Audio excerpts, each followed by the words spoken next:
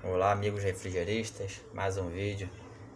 Hoje estamos aqui com essa geladeira Electrolux, tá?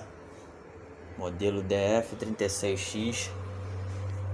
Apresenta com resistência ruim, tá?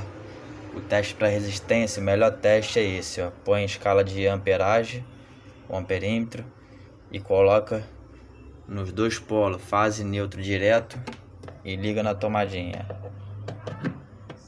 Ligou, não bateu amperagem nenhuma, coloca a mão na resistência, não aquece nada.